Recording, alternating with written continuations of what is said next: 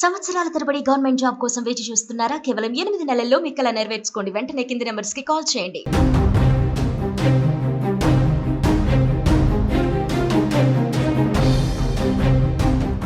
పాకిస్తాన్ భారత్ ఉద్రిక్తతల నడుమ ఏ క్షణాన భారత్ పాకిస్తాన్ పైన దాడి చేస్తుందని భయాందోళన వ్యక్తమవుతున్నటువంటి సందర్భంలో పాకిస్తాన్కి తాజాగా పాకిస్తాన్కు మద్దతుగా బంగ్లాదేశ్ కుట్రలు పన్నుతున్నట్టుగా తెలుస్తుంది. దీనికి సంబంధించిన తాజా అంశం ఇప్పుడు సోషల్ మీడియాలో వైరల్గా మారింది.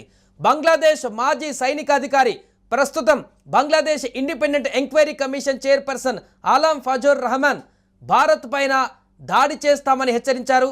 సోషల్ మీడియాలో ఆయన పలు వివాదాస్పద పోస్టులను కూడా పెట్టారు. భారత్ పాకిస్తాన్ పైన దాడి చేస్తే ఈశాన్య భారతంలోని 7 రాష్ట్రాలను ఆక్రమించుకోవాలంటూ ఆయన సోషల్ మీడియాలో పిలుపునిచ్చారు. ఈ విషయంలో చైనాతో కలిసి సంయుక్త సైనిక చర్యల గురించి కూడా చర్చించాలంటూ కూడా ఆయన సోషల్ మీడియా రాసుకువచ్చాడు. భారత్ పాకిస్తాన్ను ధ్వంసం చేయగలిగితే బంగ్లాదేశ్ స్వాతంత్రం, సార్వభౌమత్వానికి భారత్ నుంచి ఎంత ముప్పు పెరుగుతుందో ఊహించుకోండి. అందుకే పాకిస్తాన్ను సైనికంగా మద్దతు ఇవ్వడం పాకిస్తాన్కి మాకు చాలా అవసరం అంటూ ఇది వ్యూహాత్మకమైనటువంటి అంశం. పరస్పరం ఆధారపడడం. భారత్ పాకిస్తాన్ పైన దాడి చేస్తే చైనాతో కలిసి భారత్లోని ఈశాన్య 7 రాష్ట్రాలను ఆక్రమించుకోవడం ద్వారా భారత్ పాకిస్తాన్ పైన దాడి చేయకుండా ఆపవచ్చు అంటూ కూడా ఆయన చేసినటువంటి సోషల్ మీడియాలో పోస్ట్ ఇప్పుడు వైరల్గా మారుతున్నాయి. దీంతో బంగ్లాదేశ్లో ఉన్నటువంటి వ్యక్తుల ఆలోచన ధోరణి ఏ రకంగా ఉందో అనేటువంటి కూడా ఇప్పుడు స్పష్టమవుతుంది. అయితే అక్కడ ఉన్నటువంటి నెటిజనో లేకుంటే బంగ్లాదేశ్ పౌరుడో ఇలాంటి సోషల్ మీడియా కామెంట్స్ చేస్తే పట్టించుకోవాల్సిన అవసరం లేదు. కానీ అతను ఒక హోదాలో ఉన్నటువంటి వ్యక్తి, పలు సందర్భాలలో పనిచేస్తున్నటువంటి వ్యక్తి. అలాంటి వ్యక్తి ఈరోజు సోషల్ మీడియా వేదికగా భారత్కు నెగిటివ్గా ఆయన చేసినటువంటి కామెంట్స్, మాజీ సైనిక అధికారిగా ఉన్నటువంటి వ్యక్తి కాబట్టి తన హోదా అలాంటిది కాబట్టి ఆయన చేసినటువంటి వ్యాఖ్యలు దేశం మొత్తాన్ని కూడా వర్తించేటువంటి అవకాశం ఉంటుంది. కాబట్టి బంగ్లాదేశ్ ఈరోజు ఎప్పుడైతే భారతదేశం వల్లనే స్వాతంత్రాన్ని పొంది ఈరోజు ఒక సపరేట్ దేశంగా ఉన్నటువంటి బంగ్లాదేశ్ ఈరోజు మరలా అదే మన దేశం పైనే ఈ రకమైనటువంటి ప్రేలాపనలు పేరడం అనేది ఇప్పుడు చర్చనీయాంశంగా మారింది. ఈ సందర్భంలోనే అటు పాకిస్తాన్తో పాటుగా ఇటు బంగ్లాదేశ్ సరిహద్దుల్లో కూడా సైన్యం అలర్ట్ అయిపోయింది. సో దీనికి సంబంధించిన పూర్తి వివరాలు తెలుసుకుందాం. మా ప్రతినిధి ప్రేమ్ లైవ్లో సిద్ధంగా ఉన్నారు. ప్రేమ్, ఒకవైపు పాకిస్తాన్తో ఉద్రిక్త పరిస్థితులు, అక్కడ సైన్యం అలర్ట్గా ఉంది. ఇటు బంగ్లాదేశ్ కూడా పాకిస్తాన్ పైన యుద్ధం చేస్తే తాము కూడా ఇటు భారత్ పైన యుద్ధం చేసేందుకు సిద్ధమవుతున్నట్టుగా కొన్ని ఇలాంటి సోషల్ మీడియా కామెంట్స్ కానీ మాజీ సైనికాధికారి చెప్పడం కానీ ఎలా చూడొచ్చు అంటారు? ఏంటి బంగ్లాదేశ్ యొక్క ఇంటెన్షన్ ఏంటి? అసలు సంబంధం లేని అంశంలో బంగ్లాదేశ్ ఎందుకు దూరుతుంది? నిజానికి బంగ్లాదేశ్ యొక్క సంబంధం లేని అంశంలో తలదూర్చిందనే చెప్పొచ్చు.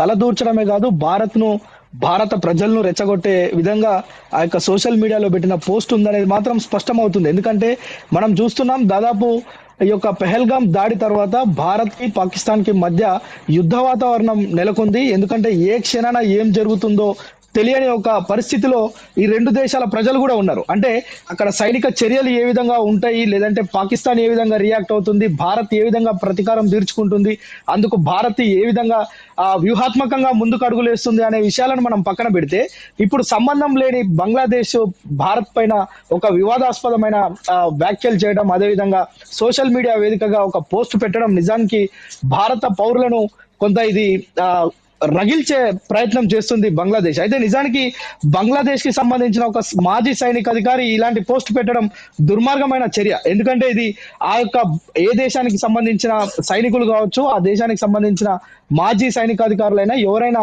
ఏదైనా కామెంట్ చేసేటప్పుడు, ఏదైనా పోస్ట్ పెట్టేటప్పుడు చాలా జాగ్రత్తగా వ్యవహరించాల్సి ఉంటుంది. కానీ బంగ్లాదేశ్ కి సంబంధించిన మాజీ సైనికాధికారి, ప్రస్తుతం ఆయన Bangladesh independent enquiry commission chairperson గా ఉన్నారు. ఆయనే ఆలం ఫ్లజర్. ఈయన పెట్టిన ఏదైతే పోస్ట్ ఉందో ఇది భారత ప్రజల్ని కొంచెం రెచ్చగొట్టే విధంగా ఉంది. ఎందుకంటే ఈయన సోషల్ మీడియా వేదికగా పాకిస్తాన్ పైన భారత్ గనుక యుద్ధం చేస్తే బంగ్లాదేశ్ పాకిస్తాన్ కి సపోర్ట్ చేయడమే కాకుండా ఈశాన్యంలో ఉన్న ఒక 6-7 రాష్ట్రాలను కైవాసం చేసుకుంటాం, మేము వాటిని ఆక్రమించేసుకుంటాం అని చెప్పి ఒక రెచ్చగొట్టే విధంగా మాట్లాడడం నిజానికి ఆయన చేసిన వ్యాఖ్యలను యావత్ భారత్ మొత్తం కూడా ఈరోజు ఖండిస్తుంది తీవ్రంగా. మీకు కూడా బుద్ధి చెప్తాం అవసరం అయితే. అంటే మనం మొన్న మనం చూసినాం ఏదైతే పహల్గాం దాడి తర్వాత భారత ప్రభుత్వం తీసుకుంటున్న చర్యలు ఇటు పాకిస్తానీయులలో మాత్రమే కాదు బంగ్లాదేశీయులలో కూడా ఆందోళన వ్యక్తం చేసే పరిస్థితి ఉంది. ఎందుకంటే మనం చూసినాం గుజరాత్ పోలీసులు చేపట్టిన ప్రత్యేక స్పెషల్ డ్రైవ్ ఏదైతే ఉందో అందులో వేల సంఖ్యలో బంగ్లాదేశీయులు పట్టుబడడం, వారందరినీ అరెస్ట్ చేయడం, వారికి కౌన్సిలింగ్లు ఇచ్చి వారి దేశాలకు పంపించడం చూస్తున్నాం. ఈ తరుణంలో బంగ్లాదేశ్ కి సంబంధించిన మాజీ సైనిక అధికారి ఇలాంటి వ్యాఖ్యలు చేయడం నిజంగా ఇది కొంత ఇక్కడున్న ప్రజలను రెచ్చగొట్టడం, ఇక్కడున్న సైన్యాన్ని రెచ్చగొట్టడం, అంటే ఈ కవ్వింపు చర్యలు ఇవి పాకిస్తాన్ కి సంబంధించిన హయ్యర్ అఫీషియల్స్ ఇలానే మాట్లాడుతున్నారు. పక్కనున్న బంగ్లాదేశ్ కూడా పాకిస్తాన్ కు సపోర్ట్ చేస్తే భారత్ కి ఏం నష్టం లేదు, కానీ భారత్ ని రెచ్చగొట్టే విధంగా వ్యాఖ్యలు చేయడమే ఇక్కడ ప్రధాన సమస్యగా కనిపిస్తుంది. అయితే ఏ క్షణాన్ని అంటే మనం నిన్న చూసాం భారత ప్రధాని నరేంద్ర మోడీ నేతృత్వంలో త్రివిధ దళాధిపతులతోటి ప్రత్యేకంగా సమావేశం 1 కాదు 4 సార్లు, ఒకే రోజు 4 సార్లు ఇలా సమావేశమయ్యి వారికి ఇన్స్ట్రక్షన్స్ ఇవ్వడం. మరోవైపు భారత సైన్యం పైన పూర్తి మాకు విశ్వాసం ఉంది, భారత ప్రజలందరూ కూడా విశ్వాసం ఉంచారు అని చెప్పి మాట్లాడడం, నిజానికి వారికి అన్ని రైట్స్ ఇచ్చారు. అంటే ఎప్పుడు ఎలా స్పందించాలి అనేది భారత సైన్యానికే వదిలేశామని చెప్పి ప్రధాని నరేంద్ర మోడీ ప్రత్యేకంగా చెప్పడం. మరోవైపు హోంమంత్రి అమిత్ షా కూడా ఈ రోజు లేటెస్ట్ గా ఏదైతే పాకిస్తాన్ కి సంబంధించిన ఇష్యూలో నోరు తెరిచి అంటే ఏ క్షణాన ఏం జరుగుతుందో మేము ప్రతిఘటించేందుకు సిద్ధంగా ఉన్నామని చెప్పడం కూడా కొంత ప్రత్యేకతను సంతరించుకుంది. అంటే ఏ క్షణానైనా యుద్ధమైనా సర్జికల్ స్ట్రైక్ అయినా పాకిస్తాన్ పైన చేసే అవకాశాలు అయితే ఉన్నాయి. కానీ ఇక్కడ చైనా దేశాన్ని కోట్ చేస్తూ ఆయన సోషల్ మీడియా ప్లాట్ఫామ్ లో కామెంట్ చేయడం జరిగింది. అంటే మేము చైనా మద్దతు తీసుకుని చైనా సైన్యంతో సహకారంగా ఈ ఈశాన్యంలో ఉన్నటువంటి 7 రాష్ట్రాలను ఆక్రమించుకునేటువంటి దేశంగా ముందుకు వెళ్ళాలనేటువంటి దాన్ని ఆయన ప్రధానంగా ప్రస్తావించారు. అంటే చైనా బంగ్లాదేశ్కి సంబంధించి ఆల్రెడీ పాకిస్తాన్కి ద్వంద్వ వైఖరి అవలంబిస్తుంది పాకిస్తాన్ తోటి, ఇటు బంగ్లాదేశ్తో కూడా అలాంటి వైఖరితోనే ఉందనుకోవచ్చా చైనా? మనం చూస్తే ఇప్పుడు బంగ్లాదేశ్ ఒక్కటే ఇది అంటే మేము సింగిల్ గా వచ్చి మేము భారత్ పైన అటాక్ చేస్తాం 7 రాష్ట్రాలను తీసుకుంటామని చెప్పలే. బంగ్లాదేశ్ చైనా సపోర్ట్ తోటి పాకిస్తాన్ మీద భారత్ దాడి చేస్తే గనక మేమిద్దరం కలిసి దాడి చేసి అదే విధంగా 7 రాష్ట్రాలను మేము స్వాధీనం చేసుకుంటామని ఫజ్లుర్ రెహమాన్ మాజీ సైనికాధికారి పోస్ట్ చేసిన దాంట్లో స్పష్టంగా మనకు కనిపిస్తుంది. అంటే చైనా సపోర్ట్ తీసుకుంటామని చెప్తున్నారు. అయితే చైనా సపోర్ట్ చేస్తుందా, వీరిద్దరు కలిసి దేశంలో భారతదేశం పైన అటాక్ చేస్తారా, అటాక్ చేసిన తర్వాత 7 రాష్ట్రాలను తీసుకుంటారా అనే విషయాన్ని మనం పక్కన పెడితే ఈ యొక్క రెచ్చగొట్టే వ్యాఖ్యలు కవ్వింపు చర్యలను మాత్రం భారత్ తిప్పికొడుతుంది అనేది మాత్రం స్పష్టమవుతుంది. మరోవైపు మనం గతంలో చూసినాం పాకిస్తాన్ కి చెందిన కొంతమంది మాజీ సైనికాధికారులు అదేవిధంగా రాజకీయ నాయకులు అక్కడ ఏదైతే బెంగాల్ ను ఆధారం చేసుకొని అదేవిధంగా బంగ్లాదేశ్ ను ఆధారం చేసుకొని బెంగాల్ గుండా ఇండియాలోకి చొరబడి ఇక్కడ అల్లర్లు సృష్టించే విధంగా మేము అలా చేస్తామనే ఒక ఇంటెలిజెన్స్ రిపోర్ట్ కూడా మన దగ్గర ఉంది. అంటే పాకిస్తాన్ కి సంబంధించిన కొంతమంది ఉగ్రవాదులు కావచ్చు, ఉగ్రవాద మూలాలు ఉన్న వ్యక్తులు కావచ్చు, అల్లర్లు రేపేందుకు సిద్ధంగా ఉన్నాం. మేము బంగ్లాదేశ్ మీదుగా మనకు తెలుసు చాలా మంది బంగ్లాదేశీయులు ఇండియాలో ఎందుకున్నారంటే పశ్చిమ బెంగాల్ బార్డర్ కావడం తోటి అక్కడి నుంచి చాలా సులువుగా ఏదో ఫేక్ డాక్యుమెంట్స్ చూపించి భారత్ లోకి ప్రవేశించి ఇక్కడ వివిధ రకాలుగా హ్యూమన్ ట్రాఫికింగ్ అని లేదంటే ఇతర బిజినెస్లు చేసుకొని జీవనం సాగిస్తున్న వారు ఉన్నారు.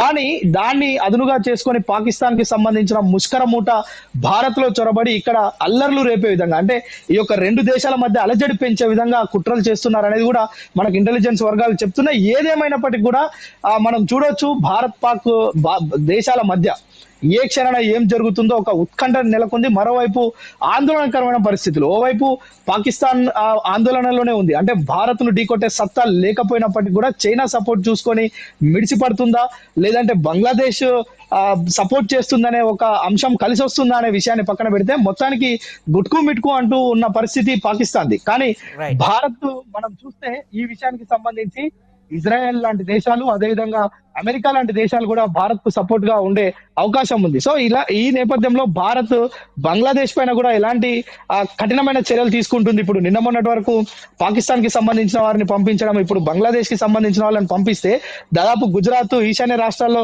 చాలా రాష్ట్రాల్లో చాలా వేల సంఖ్యలో బంగ్లాదేశీయులు ఉంటారు. వాళ్ళపైన కూడా ఉక్కుమాదం మోపే అవకాశాలు అయితే కనిపిస్తున్నాయి. సాయి రైట్ ప్రేమ్. సో ప్రస్తుతానికి బంగ్లాదేశ్కి సంబంధించినటువంటి మాజీ సైనికాధికారి చేసినటువంటి కామెంట్స్ సోషల్ మీడియాలో పెట్టినటువంటి పోస్టులు వైరల్గా మారుతున్నాయి.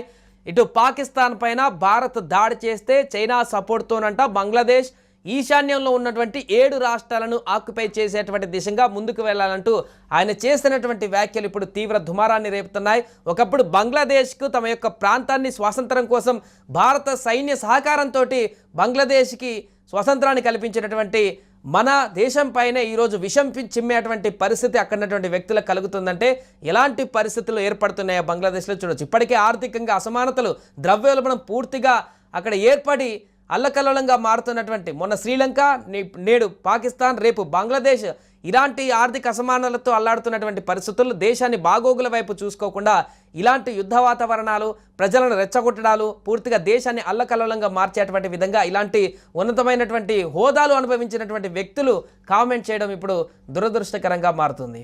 సుమన్ టీవీలో మీ పర్సనల్ అండ్ బిజినెస్ ప్రమోషన్స్ కోసం కింది నెంబర్కి కాంటాక్ట్ చేయండి.